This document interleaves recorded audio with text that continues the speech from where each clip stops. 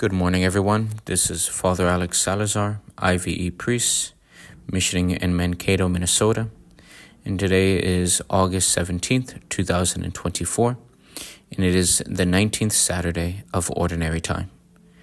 And our gospel comes from the Gospel of Matthew, chapter 19, verses 13 to 15.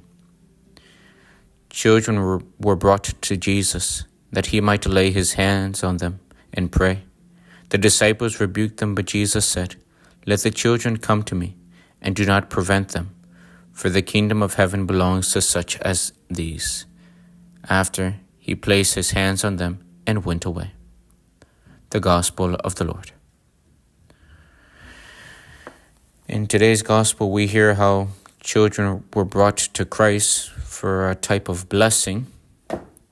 And the disciples thought that they were doing Jesus a favor and kind of turning them away and calling them off.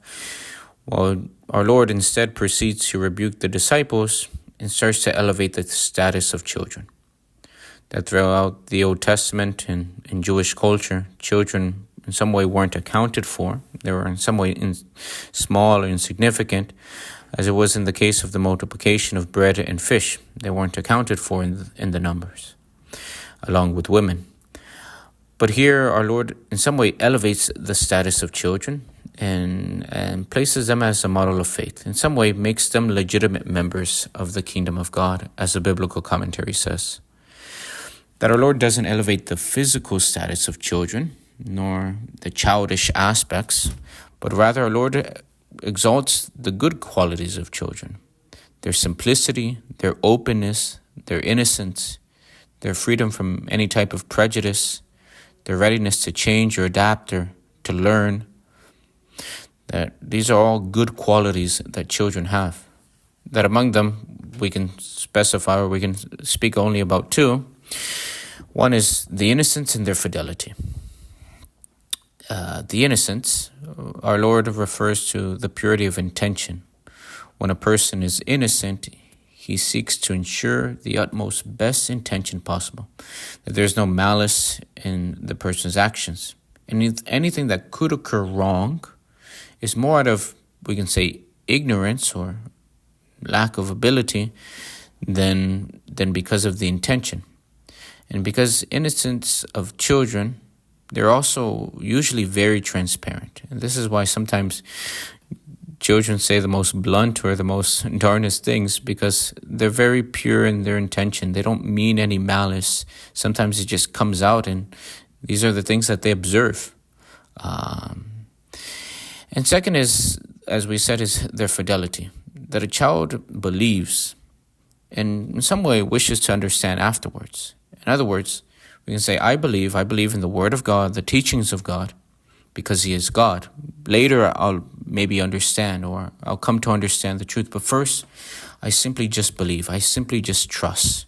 I trust and I believe in God because of His benevolence, because of His paternity, and because He is trustworthy.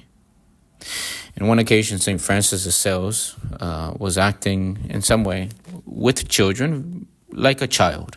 He was making jokes, laughing, making fun of different things. And people were applauding him, in some way encouraging him to continue this joyful, childish spirit in the pure sense of the word. And so he makes a type of prayer, as it says, I wish God would make me truly a child in simplicity and in innocence. Thus, let us ask God, through the intercession of our Blessed Mother, for the grace to always grow in a true spirit of a child, in innocence, fidelity, simplicity. May it be a pure of intention, may it be of sincere faith, and may it be of a simple lifestyle. We ask for this grace through our Blessed Mother.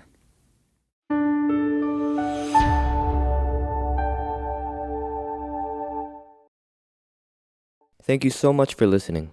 If you enjoyed hearing the Gospel and homily, I invite you to share it with someone you know who may also find it rewarding, and also to subscribe to the Catholic Voice channel. Please see in the description below if you would like to receive a text message for each daily Gospel and homily. Please also keep our missionary priests throughout the world in your prayers. Thank you, and God bless.